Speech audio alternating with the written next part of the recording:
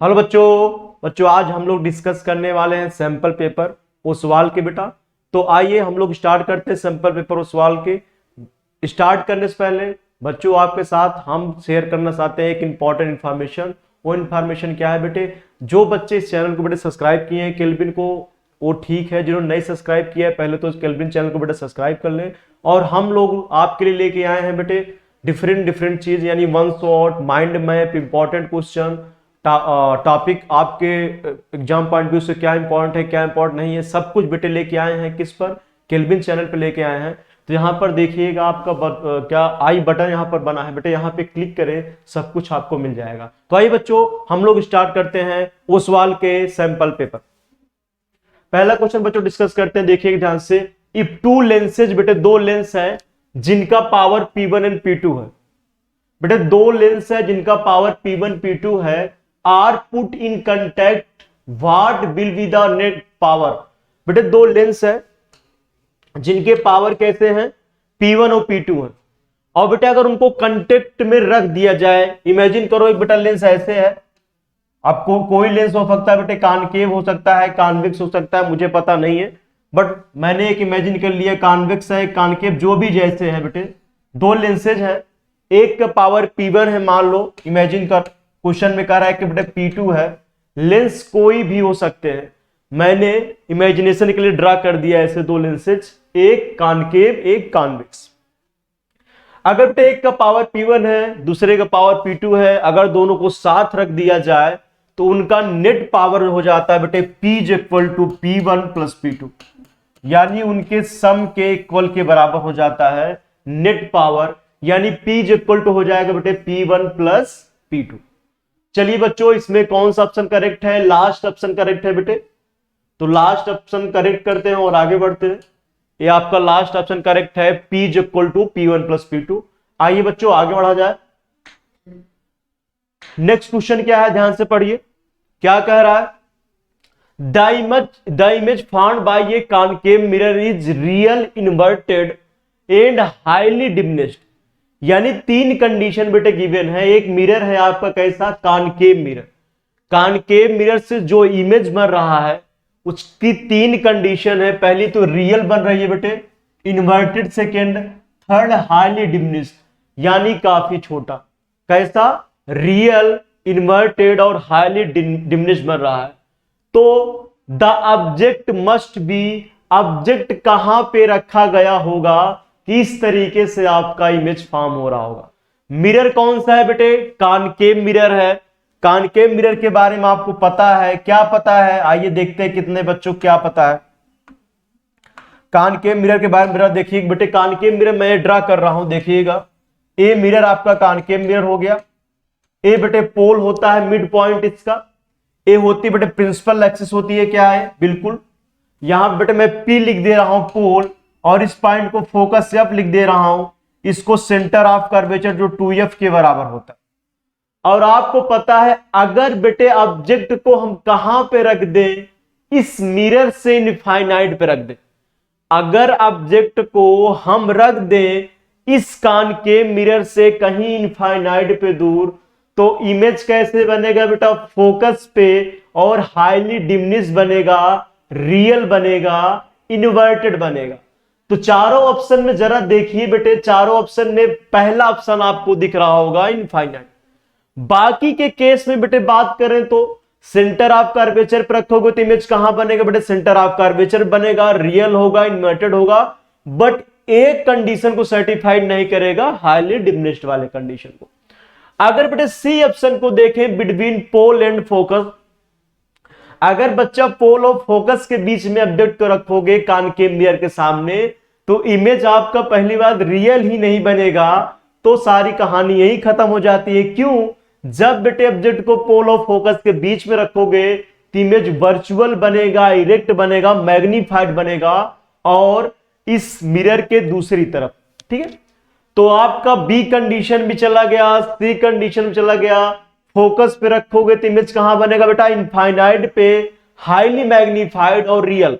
यानी आपके तीनों कंडीशन एक ही केस में सर्टिफाइड हो रहे हैं, जब ऑब्जेक्ट को आप रख रहे हैं कहां पे बच्चा?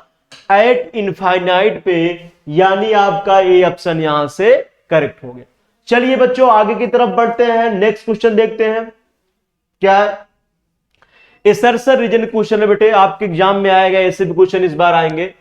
क्या है? Tungsten metal is use for making filament of incandescent lamp, यानी बेटे लैंप को बनाने में आप लोग किस मेटल का यूज करते हैं? आप लोग टंगस्टन मेटल का, बिल्कुल करेक्ट है। रीजन में बात करते हैं, melting point of tungsten is very low. Melting point जो टंगस्टन को होता है बेटे रीजन में कह रहा है काफी कम होता है, लेकिन इसका जस्ट उल्टा होता है। क्यों बेटे? आपको पता है जो मेल्टिंग पॉइंट टंगस्टन को होता है 3327 डिग्री सेंटीग्रेड होता है, यानी मेल्टिंग पॉइंट टंगस्टन का काफी हाई होता है। तो बेटे रीजन तो गलत लिखा है, असर्शन करेक्ट लिखा है। तो 4 ऑप्शन यहां पर गिवन है, कौन सा करेक्ट है? पहले ऑप्शन बेटा लिखा है असर्शन और रीजन दोनों ट्रू होंगे, और रीजन करेक्ट एक्सप्लेन कर रहा होगा असर्शन को, ये तो हाथ से गया। सेकेंड ऑप्शन बेटे कह रहा है असर्शन रीजन करेक्ट होंगे और रीजन एक्सप्लेन नहीं कर रहा होगा असर्शन को, यानी सेकेंड ऑप्शन भी अपना गया। थर्ड ऑप्शन में क्या कह रहा है? Assertion is true reason is false, बिल्कुल करेक्ट है। असर्शन बेटा मेरा ट्रू है, रीजन कह रहा है melting point of tungsten is very low, यानी फॉल्स है। यानी ऑप्शन कौन सा करेक्ट है? ऑप्शन सी करेक्ट है। चलिए आगे बढ़ते हैं बच्चों। अगला सेक्शन बी आता है बेटे, जिसमें हम लोग डिस्कस करने वाले हैं क्या, आपको दिख रहा हो सेक्शन बी में आपके 2 मार्क्स के क्वेश्चन जो होंगे उनको हम लोग डिस्कस करेंगे। आइए देखते हैं क्वेश्चन क्या है। Explain why the planet do not twinkle. बेटे प्लैनेट क्यों नहीं ट्विंकल करता है? आपने पढ़ा होगा स्टार ट्विंकलिंग करते हैं, ऐसा कुछ आपने पढ़ रखा होगा। तो बेटे प्लैनेट क्यों नहीं ट्विंकल करते हैं? प्लैनेट का साइज बेटे काफी बड़ा होता है, काफी बड़ा होता है और अर्थ के काफी करीब होते हैं, इसलिए आपके प्लैनेट ट्विंकल नहीं करते। प्लैनेट का ट्विंकल ना करने का रीजन क्या होता है बेटे? इनके साइज तो काफी बड़ा होता ही है, साथ ही साथ अर्थ सरफेस के काफी नजदीक होते हैं, इसलिए ये ट्विंकल नहीं करते। सेकेंड आर में कह रहा है draw label diagram to show reddish appear of the sun at the sunrise and sunset, और सेकेंड कह रहा है white appear of the sun at noon when it is overhead. यानी और भी आर में कह के बेटे आपसे कह रहा है लेबल डायग्राम ड्रा करो, पहली बात। सेकेंड बात बेटे ये कह रहा है कि सन मॉर्निंग टाइम में रेड अपीयर होता है और नून टाइम में यानी दोपहर के समय में कैसे अपीयर होता है बेटे? व्हाइट। ऐसा क्यों? तो पहला मैंने आपको एक्सप्लेन कर दिया, प्लैनेट क्यों ट्विंकल नहीं करते। ठीक है, समझ पा रहे हैं कि नहीं? यहां पर जो लिखा है planet can be consider as a collection of large number of point size source. ठीक है, light planet do not twinkle because they appear large size than the star as they are relatively very closer to earth. काफी नजदीक होते हैं अर्थ के। Main reason बेटे यही होता है कि काफी नजदीक होते हैं अर्थ के, इसलिए ट्विंकल नहीं करते हैं। अगर ये काफी दूर होते अर्थ से तो ये भी ट्विंकल करते हुए दिखते। उसका रीजन क्या होता है बेटे? Atmospheric refraction. अगर आपको ध्यान हो सर ये क्या होता है बेटे? एटमॉस्फेरिक रिफ्रैक्शन ऐसा कुछ कंसेप्ट होता है, सपोज करो ये अपना अर्थ है जहां पे आप खड़े होकर देखना चाह रहे हैं किसको? स्टार को, यानी इस प्लैनेट को बेटा देखना चाह रहे हैं। अगर यहीं पर स्टार होता तो ट्विंकल करते हुए दिखता, और अगर प्लैनेट है तो ट्विंकल करते हुए नहीं दिख रहा। उसका रीजन यही है कि प्लैनेट आपके काफी नजदीक है बेटे। नंबर्स ऑफ लाइट रे जो आपकी आंखों में यहां से आएंगी, इमेजिन करो काफी नजदीक होने के कारण काफी नंबर्स ऑफ लाइट आपकी आंखों में आएंगी, लेकिन यहां पर बेटे अर्थ के चारों ओर होता है एटमॉस्फेरिक स्फीयर, और उसके कारण होगा लाइट का रिफ्रैक्शन। लेकिन उसके बावजूद भी इतनी लाइट रे बेटे आ रही यहां से कि आपके आंखों में आने वाली लाइट रे की कमी नहीं दिखेगी, इसलिए आपको ये क्या करता हुआ दिखेगा? हर समय ब्राइट दिखेगा, ट्विंकलिंग करता हुआ नहीं दिखेगा। स्टार के केस में बेटा उल्टा होता है। स्टार क्या होता है? साइज इनका भी काफी बड़ा होता है, बट अर्थ से काफी दूर बेटे होते हैं। काफी दूर होने के कारण नंबर ऑफ लाइट रे कम आती है, और एटमॉस्फेरिक रिफ्लेक्शन के कारण क्या होता है, हमारी आंखों में जो एक्चुअल लाइट रे आ पाती है, कभी कभी कम आती है, कभी कभी ज्यादा आती हैं, इसलिए बेटे क्या होता है, हमें ट्विंकल करते हुए दिखता है। नेक्स्ट पॉइंट क्या था बेटे, फिगर आपको बनाना था दो केसेज में। पहला केसेज था कि मॉर्निंग टाइम में क्यों हमको दिखता है कैसा, मॉर्निंग टाइम में हमें सन से आने वाली जो रे दिखती है रेड कलर की दिखती है। सेकेंड केस में बेटा आपको कह रहा था कि नून टाइम में जो लाइट रे दिखती है हमको व्हाइट कलर की दिखती है।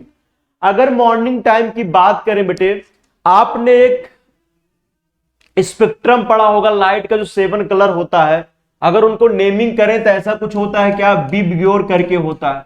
अगर एक एक की बेटे नेमिंग करें हम, तो बी से होता है वायलेट, आई से होता है इंडिगो, बी से होता है ब्लू, जी से होता है बेटे ग्रीन, वाई से येलो, ओ से ऑरेंज, आर से रेड। अगर बेटे इनमें हम वेवलेंथ की बात करें तो सबसे मिनिमम वेवलेंथ वायलेट का होता है बेटे, इसका वेवलेंथ क्या होता है, मिनिमम होता है, यानी सबसे कम होता है, इन सातों में मिनिमम होता है। और बेटे अगर वेवलेंथ की बात करें सबसे ज्यादा किसका होता है बेटे, मैक्सिमम वेवलेंथ होता है। वेवलेंथ को बेटा लैम्डा से रिप्रेजेंट करते हैं। सबसे कम वेवलेंथ वायलेट का होता है बेटे, सबसे ज्यादा वेवलेंथ किसका होता है, रेड कलर का होता है। इसका वेवलेंथ क्या होता है बेटे, मैक्सिमम होता है, मैक्सिमम होता है, यहां लिख रहा हूं मैं बेटे, मैक्सिमम होता है लैम्डा यानी वेवलेंथ। और स्कैटरिंग ऑफ लाइट यानी लाइट स्कैटर कर जाए, यानी क्या कर जाए, पाथ पे जा रही हो तो एटमॉस्फेयर में स्कैटरिंग कर जाना यानी फैल जाना, वो किसके ऊपर डिपेंड करता है, उसके वेवलेंथ पे। आपने सुना होगा बेटे जो इलेक्ट्रिकल सिग्नल जो सिग्नल यूज किए जाते हैं, अधिकतर रेड कलर के सिग्नल डेंजरस के लिए यूज किए जाते हैं। क्यों, क्योंकि रेड कलर की बेटे वेवलेंथ सबसे ज्यादा होती है, और वेवलेंथ सबसे ज्यादा होने के कारण इसकी स्कैटरिंग की चांसेस सबसे कम होती है। इसलिए जो जितने बड़े डेंजर सिग्नल होते हैं वहां पे रेड कलर यूज किया जाता है, कि यानी ज्यादा से ज्यादा लाइट रे ट्रेवल कर सके। क्यों, क्योंकि स्कैटरिंग के चांसेस कम है। स्कैटरिंग मतलब ट्रेवल ना करके एटमॉस्फेयर में स्प्रेड कर जाने की चांसेस सबसे कम होता है रेड कलर का। ऐसा क्यों बेटे, स्कैटरिंग जो होती है वो वेवलेंथ के, देखिएगा जरा यहां एक फार्मूला लिख रहे हैं, यूज करने की जरूरत नहीं है, बस समझने का पर्सपेक्टिव से बता रहे हैं बेटे। स्कैटरिंग ऑफ लाइट वेवलेंथ के 1/λ⁴ पे डिपेंड करती है, यानी बेटे वेवलेंथ के इनवर्सली प्रोपोर्शनल होता है।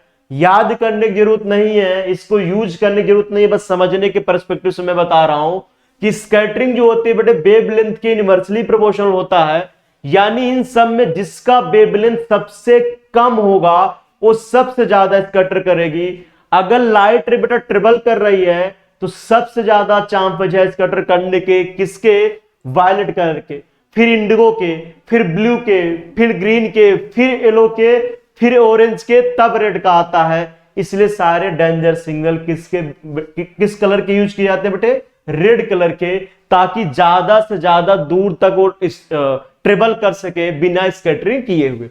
तो मॉर्निंग टाइम में क्या होता है बेटे, देखिएगा ये हमारा, अगर आपको ना दिख रहा हो तो हमारा अर्थ है, ये सन है बेटे, होरिजोनल लाइन पे सन कहीं यहां है, हॉरिजॉन्टली यहां पर कहीं है बेटे। यहां से लाइट आने वाली रे, यानी जब होरिजोनल लाइन पे सन होता है तो काफी ज्यादा डिस्टेंस ट्रेवल करना पड़ता है अर्थ तक आने के लिए, और हमारी रेड लाइट इतना ज्यादा डिस्टेंस ट्रेवल करना पड़ता है बेटे कि हमारी रेड लाइट जब यहां पे पहुंचती है तो जाके एक तरीके से समझिए स्कैटरिंग होता है। रेड लाइट ट्रेवल करके यहां तक आ सकती है, तो यहां तक बिना स्कैटर हुए जब आ सकती है, आ करके यहां स्कैटर होती है, कौन सी, रेड लाइट पहुंच जाती है यहां पे, तो इसलिए हमें बेटे रेड लाइट तक दिखता है।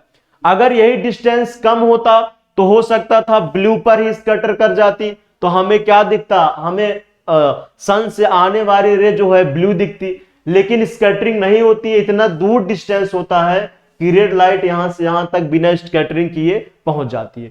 अगर बेटे दोपहर के टाइम में देखें तो दोपहर के टाइम में सन क्या होता है, हमारे अर्थ के, देखिएगा ऊपर इस साइड पोल साइड पे कहीं होता है, इस टाइप टॉप पे कहीं होता है, जैसे आपका फिगर बना है। तो यहां से लाइट रे जो यहां पे आती है तो यहां पर 2 या 3 कलर स्कैटर हो पाते हैं, कौन से, आपके वायलेट कलर हो गया, और ब्लू कलर एक दो कलर स्कैटर हो पाते हैं, और सारे अमाउंट के कलर होते हैं उस समय जब लाइट रे यहां पर आती है। इसलिए बेटा हमें क्या होता है, व्हाइट कलर सीम होता है जब आपका नून टाइम होता है, यानी दोपहर का समय होता है।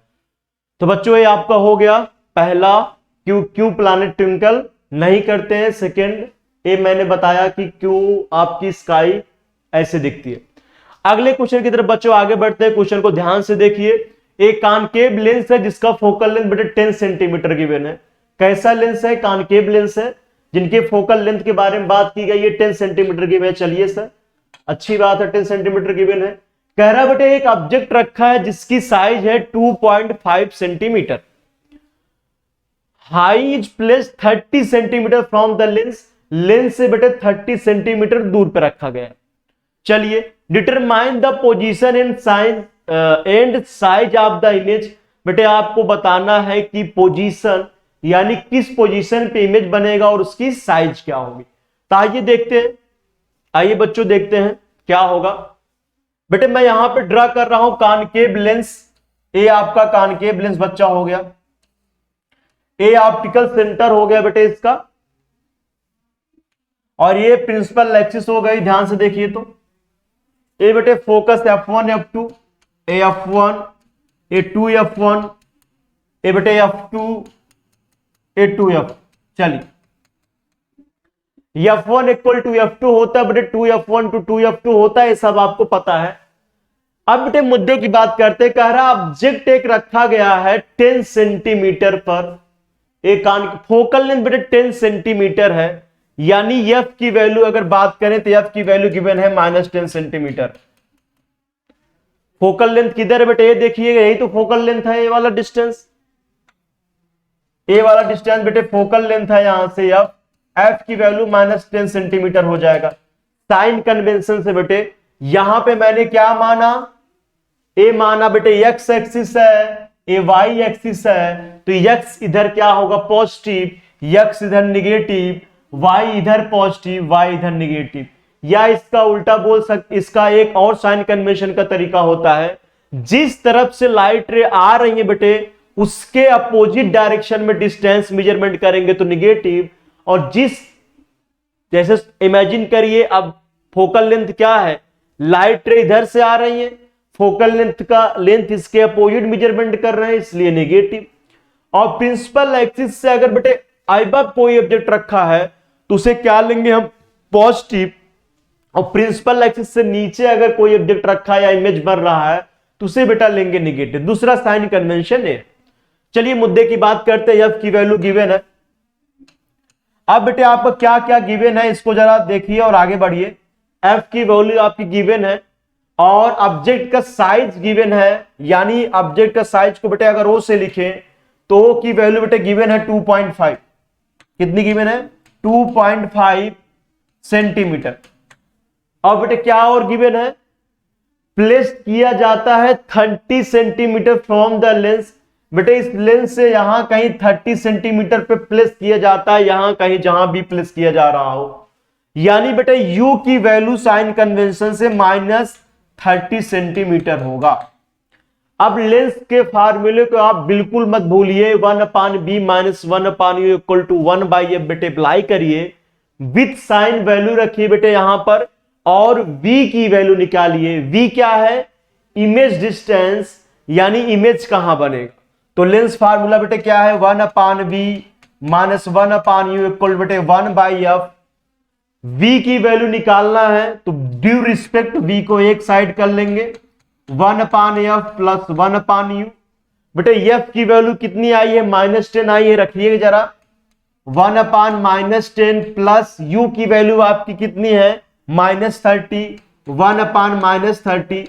इसको सिंप्लीफाई करिए बच्चों तो 1 की बाई v की वैल्यू आ जाएगी, देखिएगा ध्यान से, -1/10 - 1/30, एलसीएम बेटे 30 हो जाएगा, ये -3 - 1, v की वैल्यू आ जाएगी बेटे -30/4, जिसे आप लिख सकते हैं v की वैल्यू आ गई बेटे 4 × 7 = 28 और 4 × 5 = 20, यानी -7.5 सेंटीमीटर।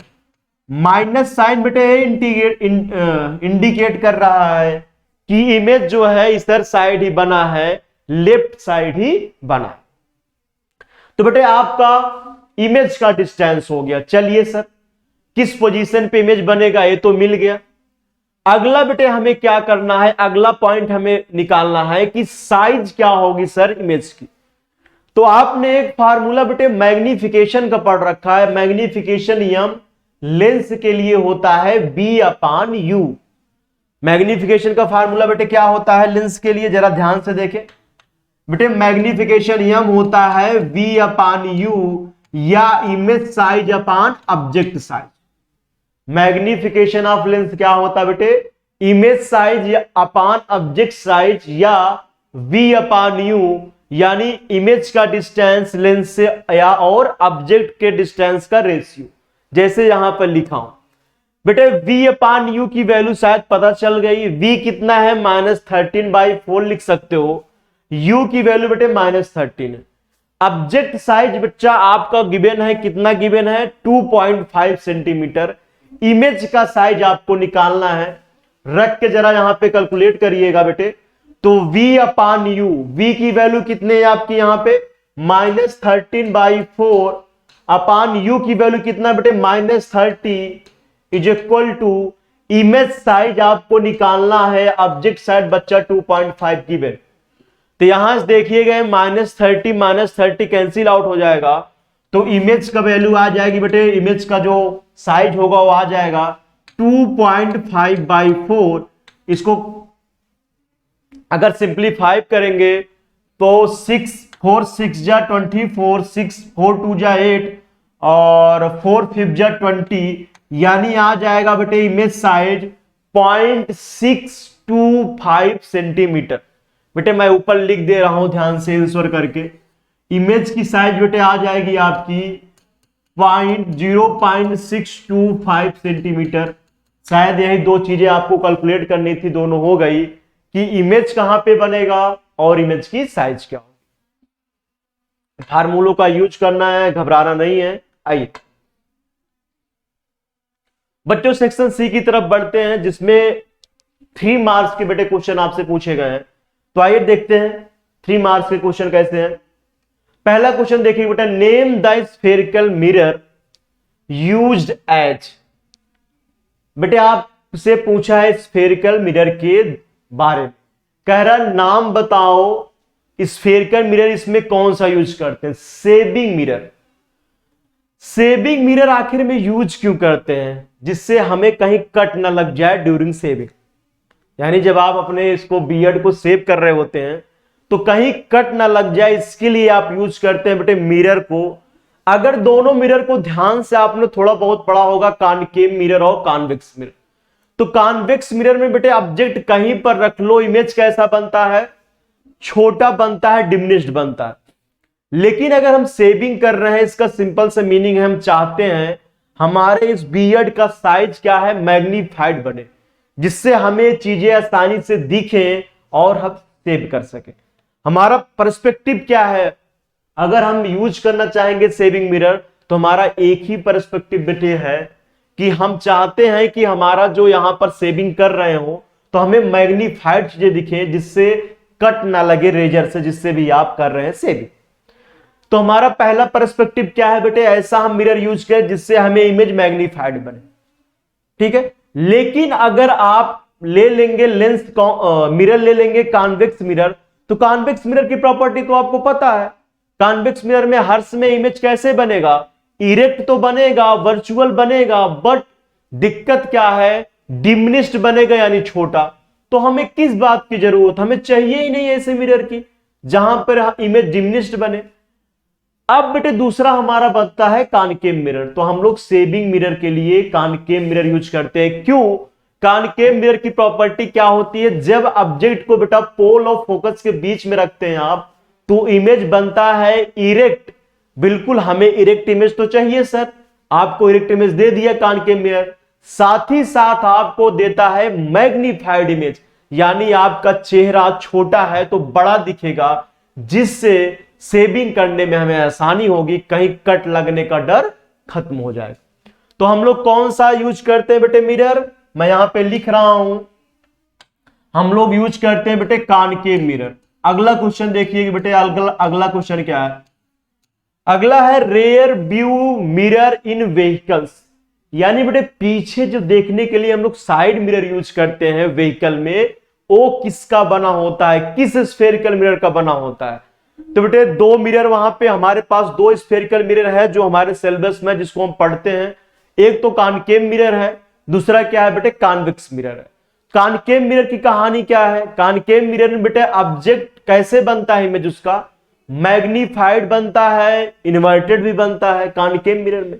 लेकिन कॉन्वेक्स मिरर की खूबी क्या है, हमें चाहिए क्या रेयर इमेज से, यानी जो साइड मिरर लगाते हैं हमें उससे चाहिए क्या, उससे हमें चाहते हैं बेटे ज्यादा से ज्यादा पीछे जो ऑब्जेक्ट हैं उनका इमेज, यानी पीछे जो व्हीकल है या जो ऑब्जेक्ट है उनका इमेज बन जाए हमारे मिरर में, ज्यादा से ज्यादा ऑब्जेक्ट का, ठीक है। और साथ ही साथ इरेक्ट बने, जिससे हमें देखने में कोई परेशानी ना हो, यही तो हम चाहते हैं। और एक खूबी किस मिरर में है आपके, कॉन्वेक्स मिरर में है। कॉन्वेक्स मिरर खूबी क्या है, पीछे ज्यादा से ज्यादा ऑब्जेक्ट का इमेज बना देगा। क्यों, क्योंकि कॉन्वेक्स मिरर हर समय बनाएगा डिमिनिश्ड इमेज, क्या छोटा इमेज बनाएगा, यानी डिमिनिश्ड इमेज बनाएगा। तो जिससे फायदा क्या होगा, ज्यादा से ज्यादा पीछे का व्यू का इमेज बना देगा आपके मिरर में। और साथ ही साथ क्या खूबी बेटे, साथ ही साथ एक खूबी है कि इरेक्ट इमेज बनाता है और हमें वो चाहिए। तो यानी हम कौन सा बेटे यहां पे यूज करने वाले व्हीकल में side rear view mirror, convex mirror, ठीक है। तो कॉन्वेक्स मिरर की खूबी ये है, क्या है मैंने बता दिया, इसलिए हम लोग यूज कर रहे हैं।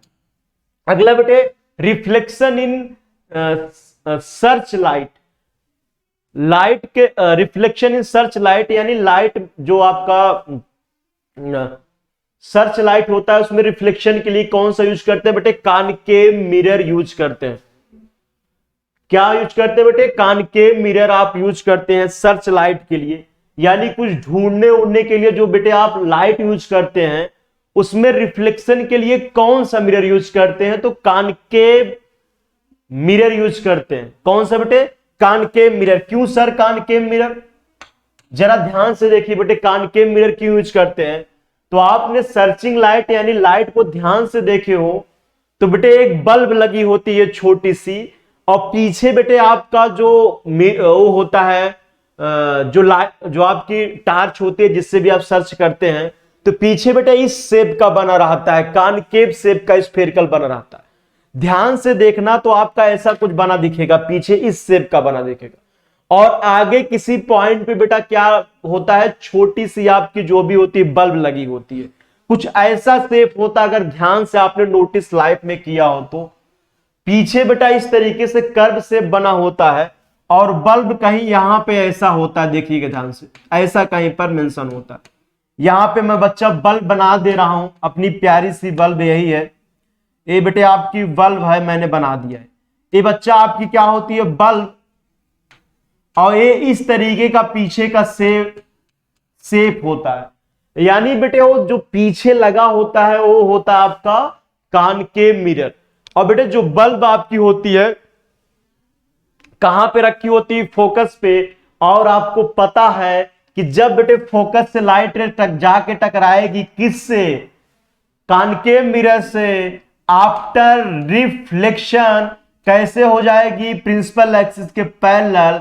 यही रीजन बेटा सर्चिंग लाइट जो आपकी होती है, जैसे आप बटन को ऑन करते हैं क्या होता है, लाइट पैरेलली काफी दूर तक निकलते हुए दिखती है। क्यों, बल्ब उसमें जो छोटा सा लगा होता है फोकस में होता है, पीछे का कर्व शेप कैसा होता है बेटे, कॉनकेव मिरर का शेप का होता है।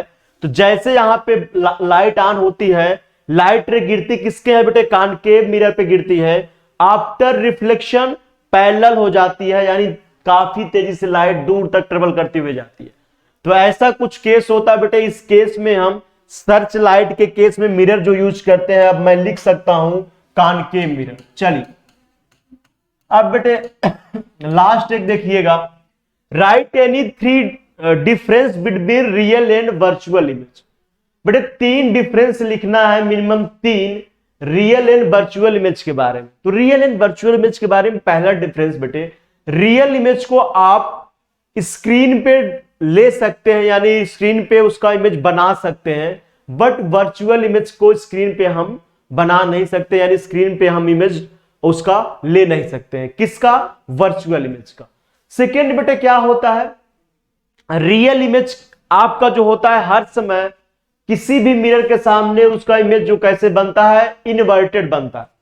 पहला आपको मैंने बता दिया कि real image can be obtain on screen but virtual image can not obtain. Second क्या, रिफ्लेक्शन रे एक्चुअली मीट वेयर, यानी रियल इमेज में क्या होता है बेटे, आफ्टर रिफ्लेक्शन लाइट रे आपका क्या करती है, मीट करती है, जैसे मैं आपको बना के दिखा रहा हूं। सेकेंड डिफरेंस में मैं बना के बेटा दिखा रहा हूं। ये देखिएगा आपका बेटे कॉनकेव मिरर बच्चा मैंने एक ले लिया। ऑब्जेक्ट बेटा ये आपका पोल हो गया, ये फोकस हो गया बेटे, ये 2f हो गया। ऑब्जेक्ट को मैंने रख दिया कहां पे, मैंने रख दिया बेटे फोकस पे रख दिया, नहीं फोकस मैंने कहा सेंटर ऑफ कर्वेचर रख दिया। देखिएगा यहां एक लाइट रे बेटा ऐसे जाएगी, आफ्टर रिफ्लेक्शन फोकस से होकर पास हो जाएगी। सेकेंड लाइट रे बच्चे कहां से पास कराएंगे हम, फोकस से, तो आफ्टर रिफ्लेक्शन पैरेलल हो जाएगी प्रिंसिपल एक्सिस के। ठीक है सर, पैरेलल कर दीजिए, ये हो गई। देखिएगा बेटे अगर ऑब्जेक्ट ए बी है, सेम साइज का इमेज बन रहा है, कैसा, बी डैश ए डैश बी डैश। यहां पर देखिए एक्चुअल में लाइट रे आके बेटा यहां पे मीट कर रही है, यहां पे इमेज बन रहा है और यहां पे लाइट रे मीट कर रही है, तो क्या हुआ, इमेज कैसा हुआ आपका, रियल इमेज हुआ। तो यही कहना चाह रहा है बेटे, एक्चुअल में रियल इमेज में लाइट रे आके मीट करती है, बट वर्चुअल में ऐसी कहानी नहीं होती है। जैसे आप कॉनकेव मिरर ले लिए हैं, सेमी केस है बेटे, अगर ऑब्जेक्ट को हम ऑप्टिकल सेंटर और पोल के बीच में रख देते हैं, ध्यान से देखिए, एक लाइट रे बेटे पैरेलल गई प्रिंसिपल एक्सिस के, आफ्टर रिफ्रैक्शन बेटे कहां से पास होकर जाएगी, फोकस से पास कर जाएगी बेटे। देखिएगा फोकस है, फोकस से पास कर गई। सेकेंड लाइट रे बच्चा कहां पे, मैंने कहां से लेके गया, मैं सेंटर ऑफ कर्वेचर से लेके गया। देखिएगा और बेटे आफ्टर रिफ्रैक्शन, क्योंकि सेंटर ऑफ कर्वेचर से जो लाइट रे जाएगी वो 90 डिग्री गिरेगी किस पर, इस कर्वेचर पर, यानी सेम पाथ को रिट्रेस कर लेगी। क्यों, लॉ ऑफ रिफ्लेक्शन से, angle of incidence equal to y equal to angle of reflection equal to r। बेटे इंसिडेंट एंगल आई है क्योंकि यही लाइट रे जो जा रही है सेंटर ऑफ कर्वेचर से, वही लाइट रे की पाथ में ही नॉर्मल होगा, यानी यही नॉर्मल होगा, यही इंसिडेंट रे होगा, यानी आई एंगल 0 होगा, तो रिफ्लेक्टेड एंगल भी 0 होगा। तो यानी सेम पाथ को बेटा क्या करेगी, रिट्रेस कर लेगी, यानी उसी पाथ को रिट्रेस कर डालेगी। तो यानी देखिए बेटा ये आगे कहीं बढ़ाने पे दोनों लाइट रे कहीं कट नहीं करेंगी, आप इसको क्या है पीछे बढ़ाएंगे कहीं कट नहीं करेंगी, तो हम बेटे आगे डाट डाट करके बढ़ाते हैं। देखिएगा ये, तो कहीं यहां जाके बच्चा इसका इमेज बनता है, और एक ऐसा इमेज होता है वर्चुअल होता है, रियल आपका नहीं होता है, क्योंकि एक्चुअल में लाइट रे यहां आके मीट नहीं करती हैं, मीट करती हुई सीम करती हैं। ठीक है, तो आपका समझ में आ गया होगा। आगे तेजी से आगे बढ़ते बच्चों, बातों को ज्यादा ना घुमाते हुए। लास्ट है, real image is always inverted while the virtual image is always erect. बेटे यहां पर ए बी केस दिख रहा होगा, रियल इमेज कैसे बन रहा है, इरेक्ट बन रहा है, और आपका सॉरी वर्चुअल इमेज इरेक्ट बन रहा है, रियल इमेज हर समय इन्वर्टेड बनता है। दोनों केस मैंने ड्रा कर दिए, इसमें सारा समझ में आ गया हो। चलिए बच्चों आगे बढ़ते हैं नेक्स्ट क्वेश्चन की तरफ। करा an object its kept at a distance 80 centimetre 20 centimetre 30 centimetre from a lens जिसका पावर बेटे है +5 dioptre, in which case are would you get a magnified image. अगर बेटे 3 सिचुएशन गिवन है तो कह रहा है किस केस में मिलेगा मैग्नीफाइड इमेज। चलिए देखेंगे किस केस में मिलेगा। Which of the magnified image can be get on screen, इसमें से कौन से इमेज को आप स्क्रीन पे ले सकते हैं। List 2 widely use application of convex lens, convex lens के बारे में आपसे पूछा गया। फ्रॉम ए लेंस है बेटे, लेंस कर दिया है, तो आइए देखते हैं क्या क्या इसमें गिवन है। पहला बेटे देखिएगा आपका लेंस का पावर गिवन है, पावर P की वैल्यू बेटे गिवन है +5 डायोप्टर। प्लस साइन बेटे जैसे आया आपके दिमाग में तुरंत क्लिक करना चाहिए। अगर पावर पॉजिटिव है, इसका सिंपल मीनिंग ये है जो हमारा लेंस है बेटे वो है कॉन्वेक्स लेंस। तो इतना तो हमें समझ में आ गया, हम जो लेंस यूज कर रहे हैं वो अपना है कौन सा, कॉन्वेक्स लेंस है। क्यों सर? क्योंकि पावर इसका पॉजिटिव है। पावर क्या होता है बेटे?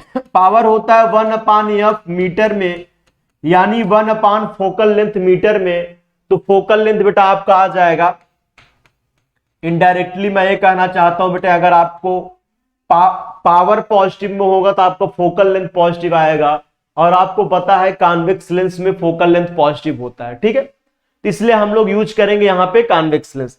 जरा यहां पे आप निकालिएगा बेटे पावर, इसका फोकल लेंथ आ जाएगा कितना, ये मीटर में है तो उसको सेंटीमीटर में काउंट करिए, तो 100/5 यानी 20 सेंटीमीटर आ गया।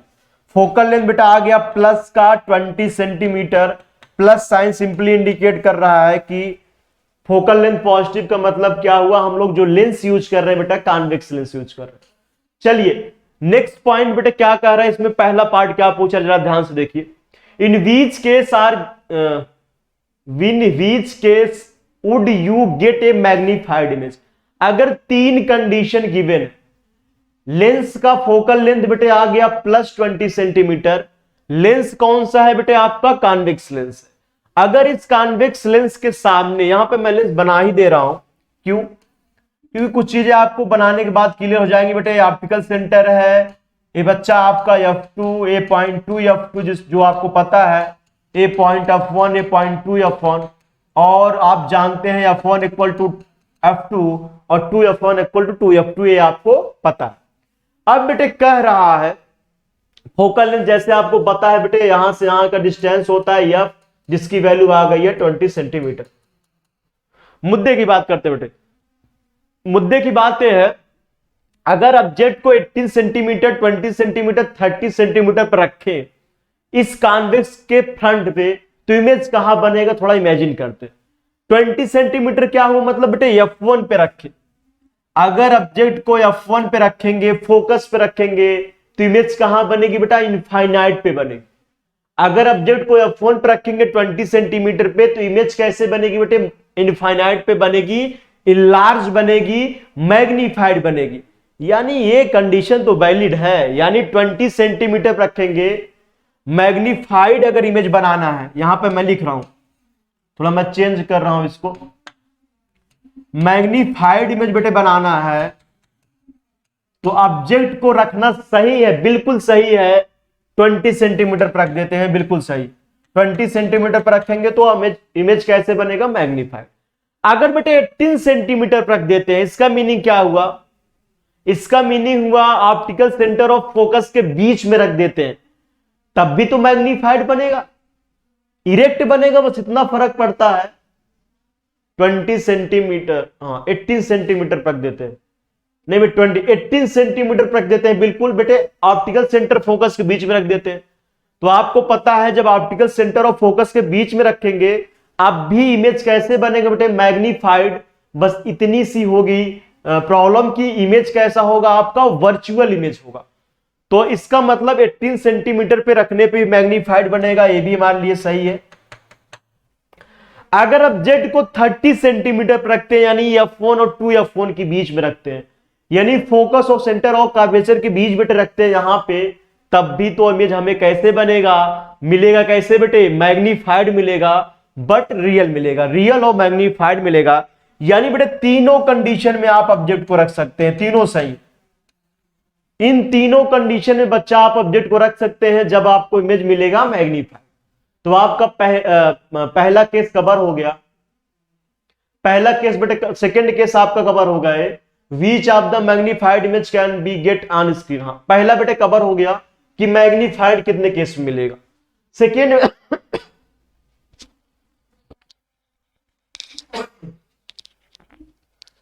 बेटे सेकेंड केस में जरा देखिएगा, सेकेंड केस क्या है इसमें। सेकेंड आपसे बच्चा ये पूछ रहा है कि which of the magnified image can be get on screen, यानी इन तीनों मैग्नीफाइड इमेज में से किसको बेटा स्क्रीन पे हम लोग बना सकते हैं, यानी रीड्रा करा सकते हैं, यानी स्क्रीन पे ले सकते हैं इमेज को। तो बेटे आपको पता है जो इमेज बेटे रियल होगा वही स्क्रीन पे बनता है। इसमें रियल इमेज किसके किसके कारण बन रहा होगा, 20 सेंटीमीटर कार्ड और 30 सेंटीमीटर का। किसके कार्ड बेटे? 20 सेंटीमीटर और 30 सेंटीमीटर।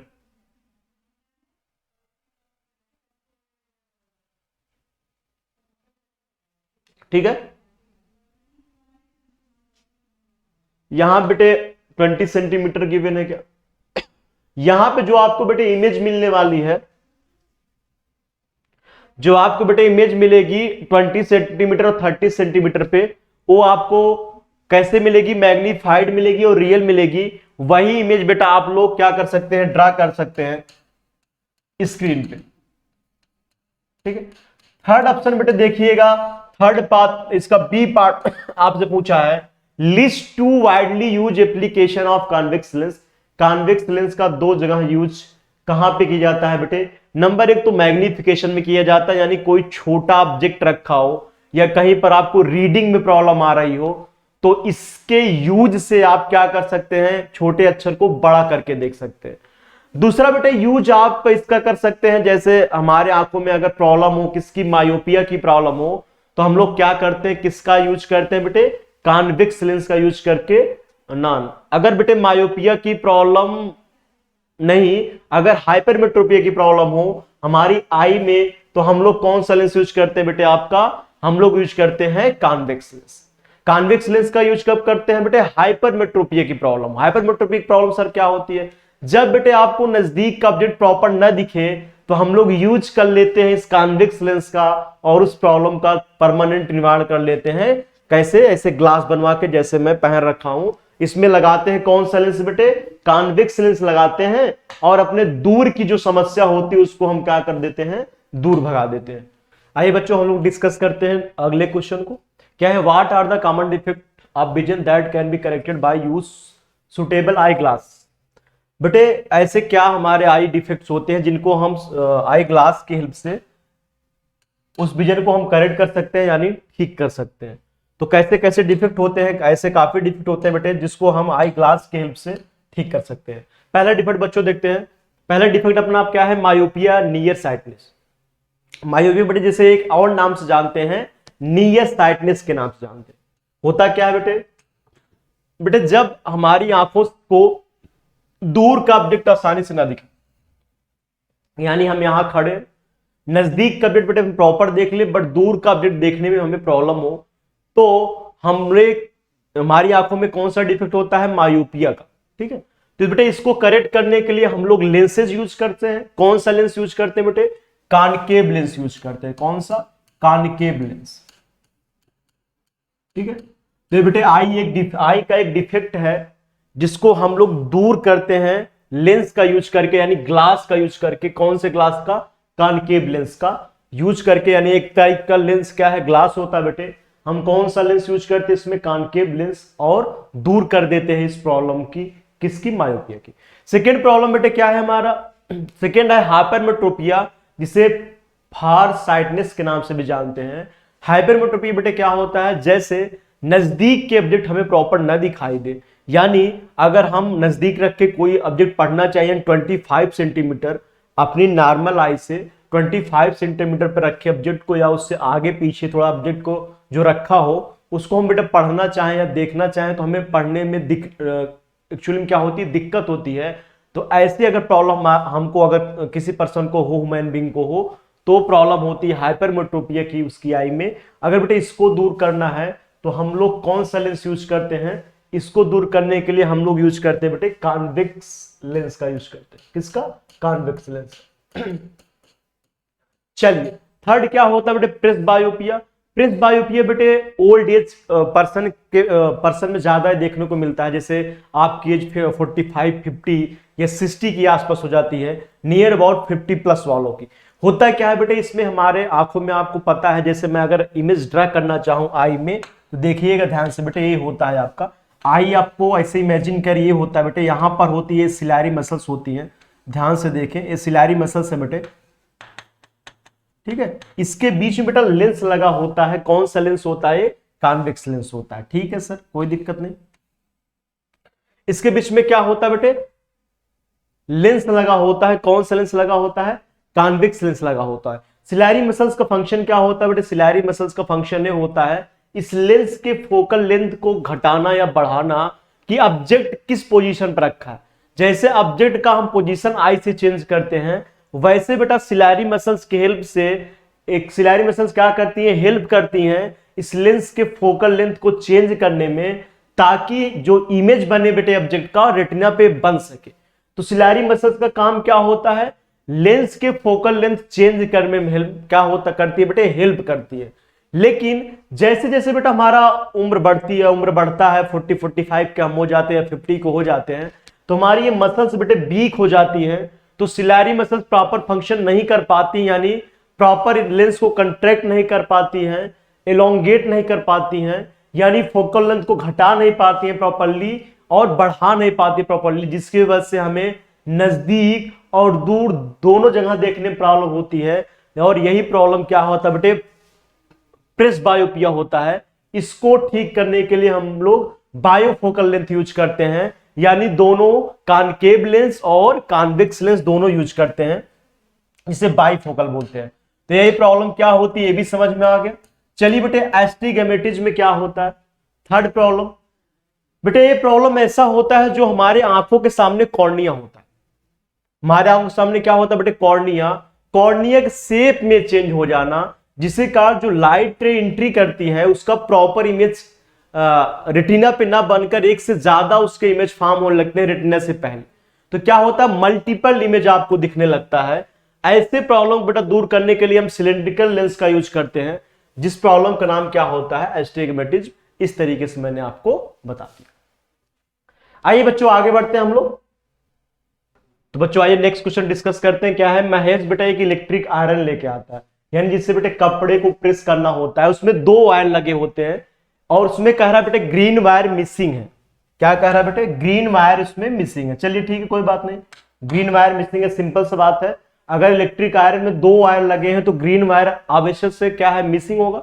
क्यों, क्योंकि लाइव वायर लगा होगा और आपका न्यूट्रल लगा होगा, अर्थिंग वायर मिसिंग है, ग्रीन वायर अर्थिंग वायर होता है। चलिए, few day letter his wife got a severe electric shock. कुछ दिन बाद की बात है, उनकी मिसेज जो है आयरनिंग कर रही थी क्लॉथ का, तो उनको क्या लगा, सीवियर इलेक्ट्रिक शॉक लग गया।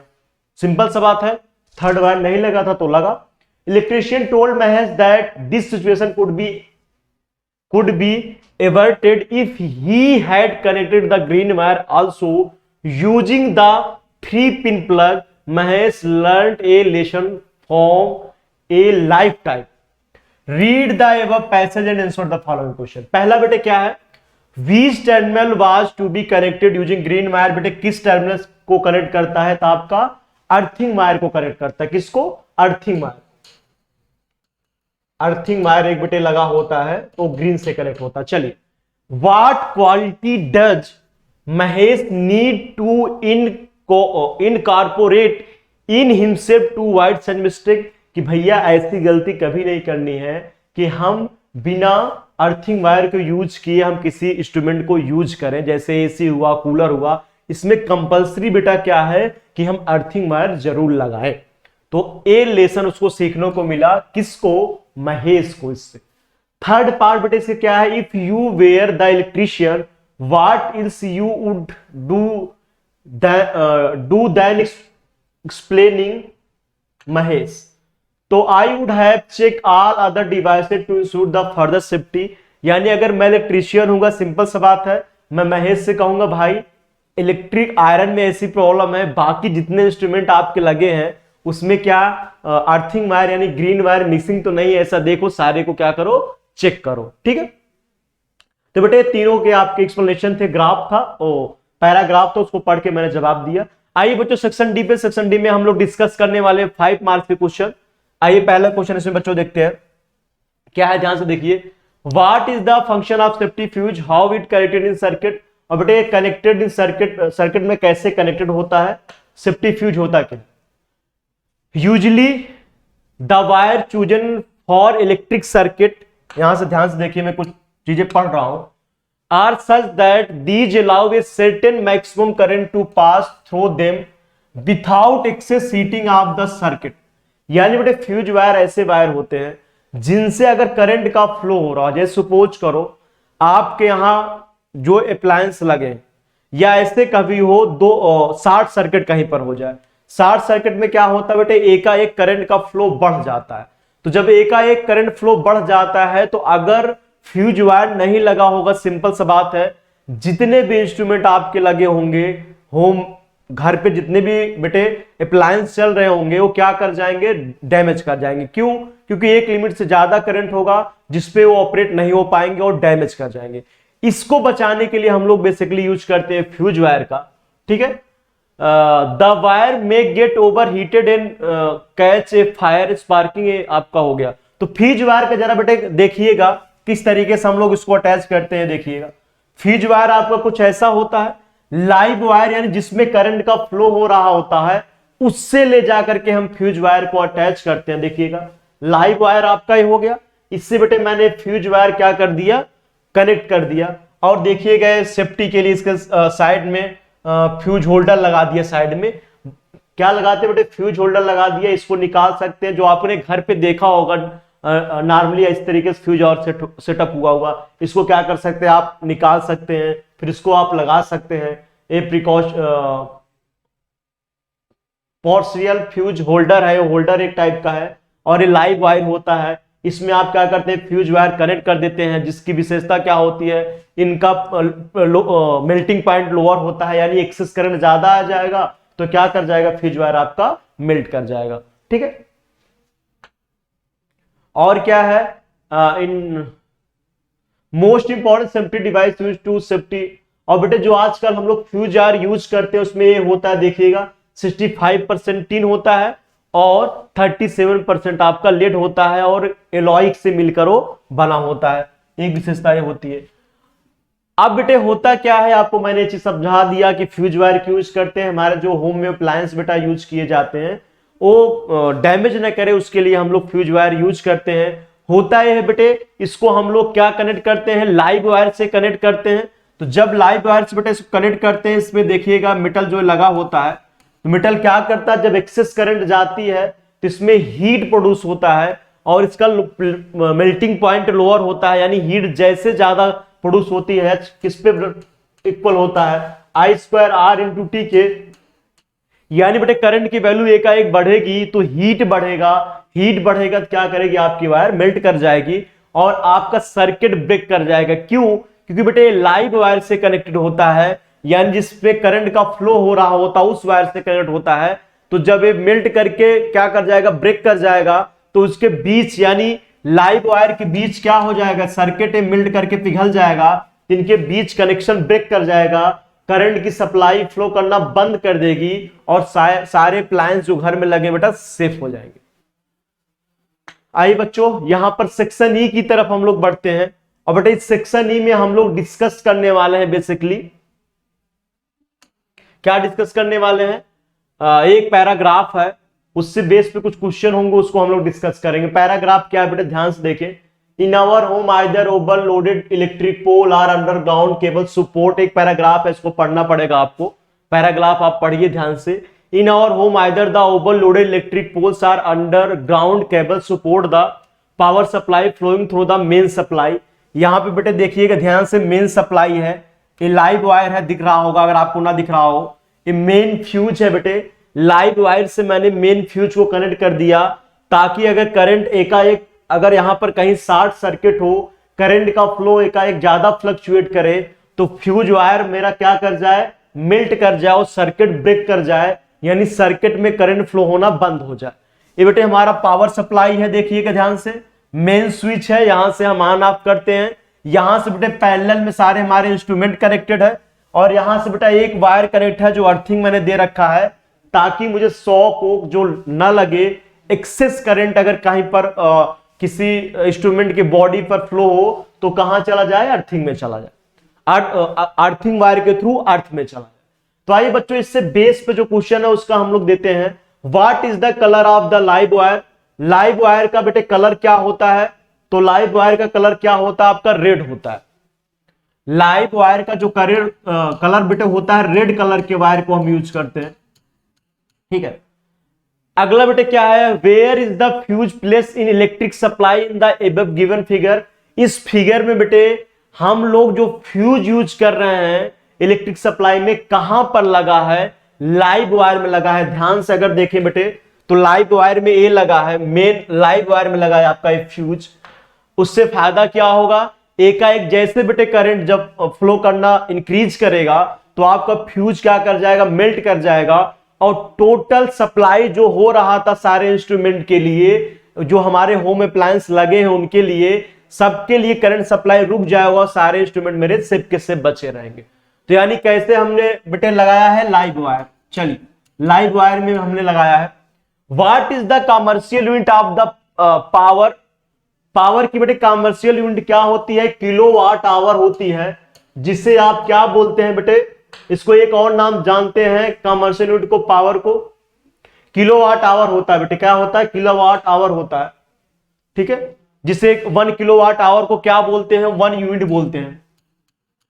और घर पे क्या बोला जाता है कि कितने यूनिट बिजली बिल आया, 5 यूनिट, 6 यूनिट, 7 यूनिट। 1 यूनिट होता है बेटे 1 किलोवाट आवर, यानी इसकी कमर्शियल यूनिट होती है किलोवाट आवर, जिसे 1 किलोवाट आवर को बेटे 1 यूनिट के रूप में रिप्रेजेंट करते हैं। लास्ट बेटे आर के रूप में क्वेश्चन गिवे हैं, what is the role of the fuse in series with any electrical appliance in an electric circuit. What is the role of the fuse in series. बेटे series में fuse को लगाने का role क्या होता है, with any electrical appliance in electric circuit, जो electric circuit में कोई भी अप्लायंस लगे होंगे होते हैं। अगर बेटे इलेक्ट्रिक सर्किट में कोई भी अप्लायंस लगा होगा, अगर फ्यूज बेटा उससे हम सीरीज में कनेक्ट करेंगे तो इसका सिंपल मीनिंग होता है बेटे करंट का अगर एकाएक फ्लो बढ़ जाएगा तो क्या करेगा, फ्यूज हमारा मेल्ट कर जाएगा और मेरा जो हमारा अप्लायंस है सिर्फ का सिर्फ बचा रहेगा, ठीक है। ये फ्यूज वायर, ठीक है। चलिए तो इसी के साथ बच्चों करते हैं इस ओसवाल के सैंपल पेपर का एंड। आई होप आपको ये लेक्चर काफी पसंद आया होगा, आपने काफी एंजॉय होगा। तो बच्चों हम आपसे लेते हैं अलविदा और मिलेंगे नेक्स्ट वीडियो में अगले सैंपल पेपर के साथ। बट बेटा इस सेशन को एंड करने से पहले मैं आपको देना चाहता हूं एक इंपॉर्टेंट इंफॉर्मेशन। बच्चों हम लोगों ने आपके लिए लेके आए हैं 1 शॉट हर चैप्टर का, और साथ ही साथ इंपॉर्टेंट क्वेश्चन और माइंड मैप, सब कुछ बेटा आपको मिलेगा। कहां पे, यहां साइड में बना है बेटे क्या, आई बटन, यहां पे क्लिक करें और सारे सब कुछ बेटे, सारे 1 शॉट, सारे माइंड मैप, सारे इंपॉर्टेंट क्वेश्चन आपको मिलने वाले हैं फ्री ऑफ कास्ट। बस बशर्ते आपको जुड़े रहना है केल्विन के साथ। तो बच्चे गुड बाय।